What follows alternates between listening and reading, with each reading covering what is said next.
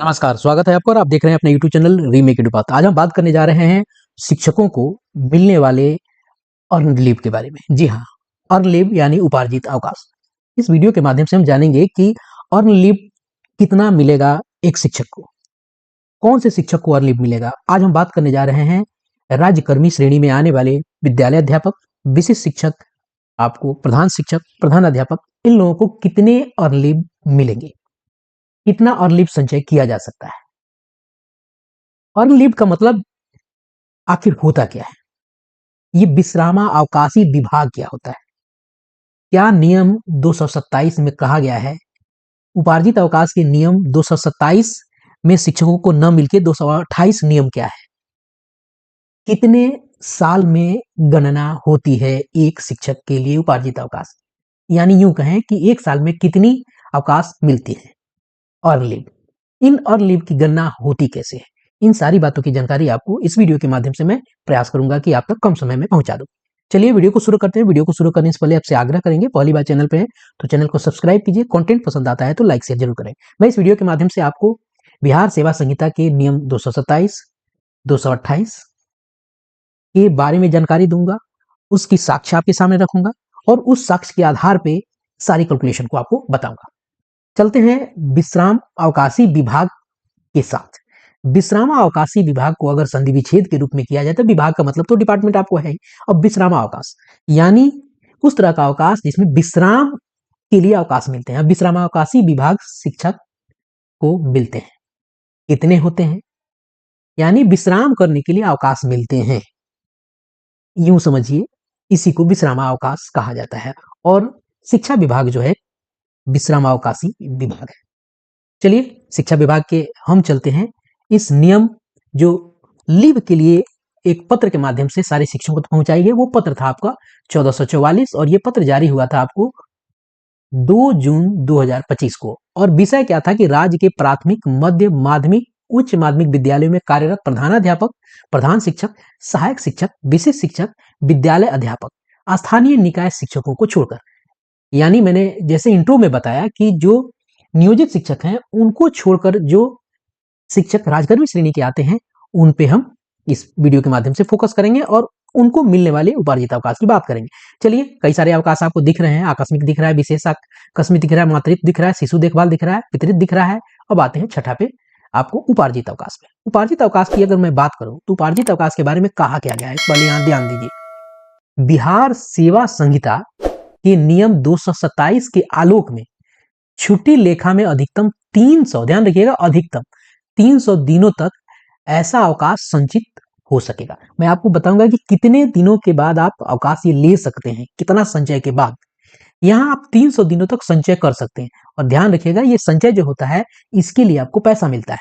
अगर ये संचय रिटायरमेंट के समय में गए और 300 दिनों का आपके पास अगर संचय पड़ा हुआ है तो इस 300 दिनों के लिए आपको जोड़ के आपको पैसा मिलता है। ये तो हमने जान लिया कि 300 दिनों तक आप उसे संचय कर सकते हैं। हर साल कितने मिलते हैं, अब आगे हम समझते हैं कि उपार्जित अवकाश की गणना, अब ध्यान रखिएगा, गणना विश्रामावकाशी विभाग के परिप्रेक्ष्य में की जाएगी।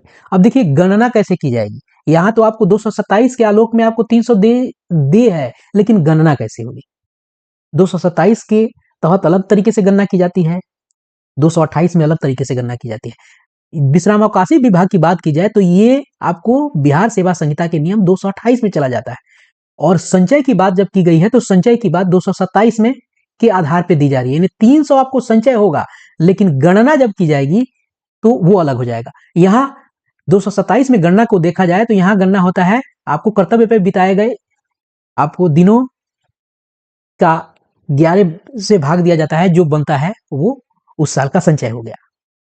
और कन्या के लिए आपको यहाँ 1/16 जितना दिन कर्तव्य पे बिताया आपने वो हो गया। चलिए इसको हम आगे समझेंगे, लेकिन पहले हम जानते हैं कि इसको लिया कैसे जा सकता है, कितने दिनों के बाद आप इसे ले सकते हैं।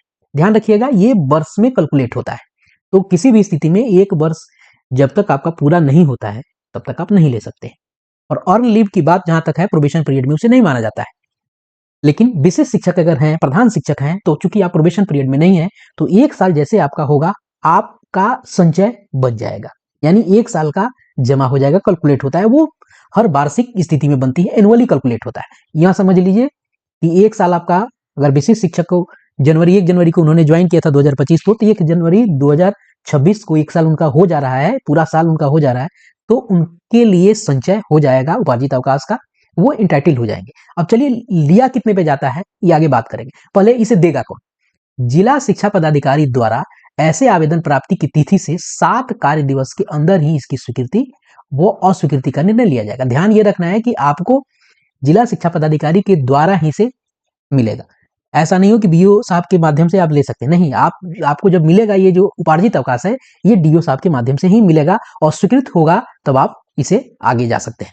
अवकाश स्वीकृत कराकर अवकाश अवधि में, ध्यान रखिएगा, कराकर रहने वाले ऐसे कर्मियों के मासिक वेतन भुगतान के क्रम में अवकाश से लौटने की प्रतीक्षा नहीं की जाएगी, बल्कि उनका वेतन बिना रोक के प्रति माह नियमित रूप से भुगतान किया जाता रहेगा। अब मान लीजिए ये है कि आप जब जाएंगे तो आपके लौटने की प्रतीक्षा नहीं की जाएगी, उनका वेतन निरंतर रूप में से सतत रूप से चलता रहेगा। और यहाँ क्या कहा गया है कि आवेदन प्राप्ति की तिथि से 7 कार्य दिवस के अंदर इसकी स्वीकृति या अस्वीकृति का निर्णय ले लिया जाएगा। ध्यान रखिए, यहाँ यह नहीं कहा गया है कि आप अगर 7 दिन में नहीं स्वीकृत होता है तो उसको स्वीकृत मान लिया जाएगा, यहाँ कंडीशन वो नहीं लगाया गया।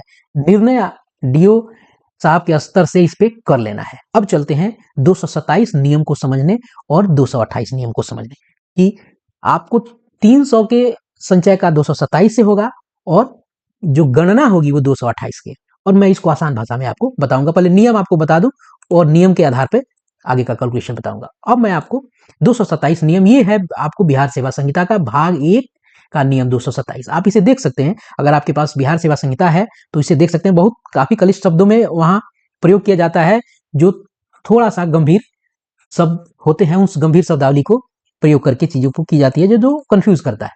अब चलिए 227, यहां आप देखा जाए राजकर्मियों को 30 दिन मिलता है। ध्यान रखिएगा, जो भी राजकर्मी श्रेणी है उनको 30 दिन मिलता है। 33 दिन का भी प्रावधान है, यही आपको दिख रहा है, 30 दिन भी मिलता है। लेकिन विद्यालय में जो कार्यरत शिक्षक हैं राजकर्मी श्रेणी में जो आते हैं, चूंकि वो विश्रामावकाश विभाग में है तो उनके लिए अलग नियम है। यहां ध्यान दीजिए 227, अस्थायी सरकारी सेवा के उपार्जित छुट्टी उपार्जित निम्न परिमाण में मिल सकेगी। अब देखिए क्या है इसमें, उत्कृष्ट सेवा के सरकारी सेवा को कर्तव्य पर बिताई गई अवधि का 1/11 और निचली सेवा के सरकारी सेवा को कर्तव्य पर बिताई गई अवधि का 1/16। यानी उत्कृष्ट सेवा में अगर कोई है तो उस सेवा में बिताया गया जो कर्तव्य पे ड्यूटी पे बिताई गई अवधि का 1/11 जितना बनेगा वो उस साल का उसका अर्जित अवकाश होगा। निचली सेवा में है तो इतना है।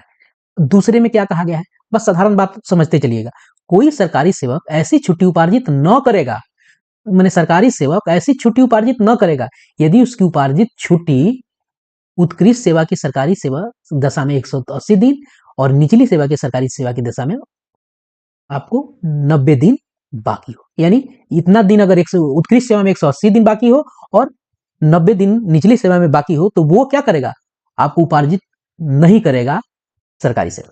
इसको हम यहां रखते हैं, टिप्पणी को थोड़ा पढ़ते हैं, ये थोड़ा सा आपको क्लिष्ट लगेगा लेकिन नियम चूंकि आपको बताना जरूरी है तभी विश्वास जमेगा कि इस चैनल पे चीजें आपको ऑथेंटिक बताई जाती हैं या नहीं।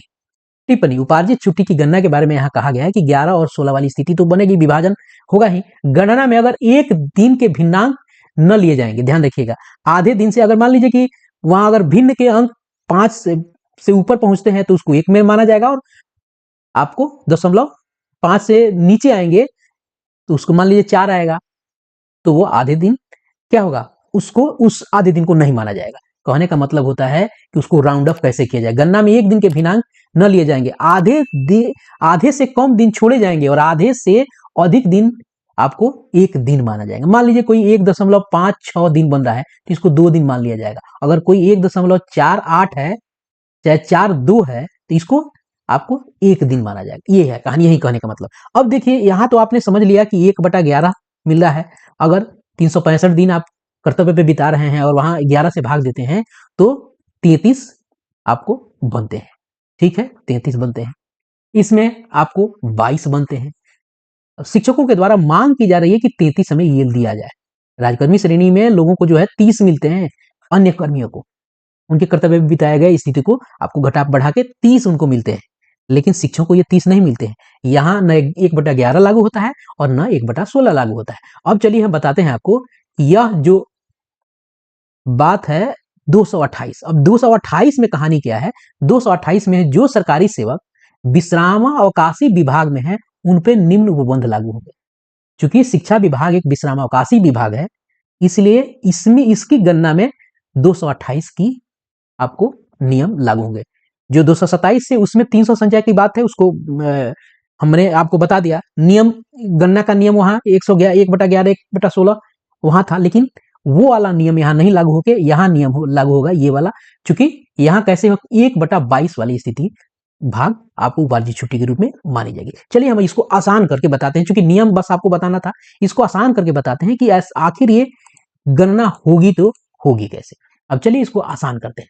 अब ये है स्थिति, इस स्थिति में हम जानते हैं और समझते हैं कि कैसे आपको ये गणना होगी।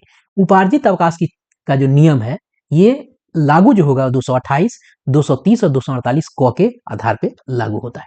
आपको 228 मैंने बता दिया, 230 और 248 भी मैं आपको बहुत कुछ ऐसा कुछ नहीं, 230 भी चलिए लगे हाथ आपको 230 भी मैं बता देता हूँ। 230 में आखिर कहा गया क्या गया है? 230 में बहुत विशेष कुछ नहीं कहा गया है। कहा गया है सरकारी सेवक को किसी भी समय उसकी बाकी उपार्जित छुट्टी समूची अंशतः दी जा सकती है, उसके छुट्टी को देने में आपको कहा जाता है। इस नियम के प्रयोजनार्थ विश्रामावकाश कर्तव्य माना जाएगा। विश्रामावकाश जो है वो आपको कर्तव्य माना जाता है। चलिए आगे देखते हैं, क्योंकि हम लोग को गर्मियों की छुट्टी मिलती है। अब नियम 228 क्या कहता है, इसको आसान भाषा में जरा समझते हैं। नियम 228 विश्रामा अवकाशी विभाग होने के कारण शिक्षक के मामले में चूंकि लगभग 60 दिनों का अवकाश, जिसमें ग्रीष्म अवकाश, दशहरा, दीपावली, छठ पूजा इत्यादि का सामूहिक अवकाश मिलता है। ध्यान रखिएगा यहाँ सामूहिक बात की गई है। अगर आप कहेंगे अन्य राज्यकर्मियों को भी तो दशहरा की छुट्टी मिलती है, दीपावली की छुट्टी, छठ की छुट्टी मिलती है, तो आपको एकमुश्त मिलती है, समूह में मिलता है। सामूहिक का मतलब यहाँ हो गया समूह में मिलता है, ज्यादा मिलता है। उनको 1 या 2 मिलता है, आपको 5-7 एक साथ मिलते हैं। दीपावली छठ बड़ा मिलता है, दशहरा में भी लंबी छुट्टी मिलती है, ग्रीष्म अवकाश पूरा एक साथ लंबा मिलता है। यहाँ कहा गया कि इत्यादि का सामूहिक अवकाश होता है। शेष 305, अब ये 305 कहां से आ गया? 365 से अगर ये 60 घटाएंगे तो 305 बनेगा, और 305 दिनों के 22वें भाग के बराबर उपार्जित अवकाश दे होगा। जैसे हमने वहां 1/22 की बात की थी 228 नियम में दिखाया था, यहाँ भी 228 नियम को मैं यहाँ आसान भाषा में कैलकुलेट करता हूं। अगर 305 में अगर 22 से भाग दिया जाए तो ये बनता है 13.85 के आसपास ही बनता है। तो अगर चूंकि हमने वहां अभी नियम में जाना था कि अगर नियम अगर 1 से ऊपर बनता है, 1 से ऊपर जाता है तो क्या होगा? 305 में अगर हमने भाग दे दिया तो वो 13.85 के आसपास बन रहा है। और यहां जाना है हमने नियम में कि अगर ये आधे से ऊपर बनता है तो ये टोटल मिलके हो जाएगा 14 दिन का।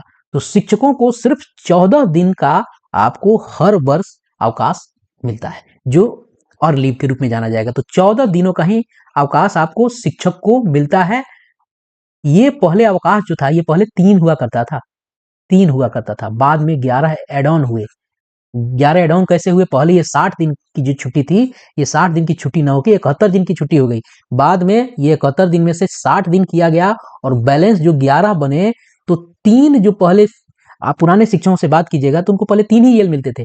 अभी साल में अब ये 11, इसका बैलेंस 11 और ये मिला के 14 हो गया। लेकिन अभी मांग किया जा रहा है कि हमें 33 मिले, 30 मिले, कम से कम 30 मिले, जो राजकर्मी श्रेणी के लोगों को मिलता है, जो कैलकुलेशन बना के वहां बताई जाती है। लेकिन आपको अभी मिल रहा है और मिलेगा सिर्फ 14। और कौन देगा? इसे आपको डीओ देंगे। और कब? 1 ईयर पूरा होने के बाद।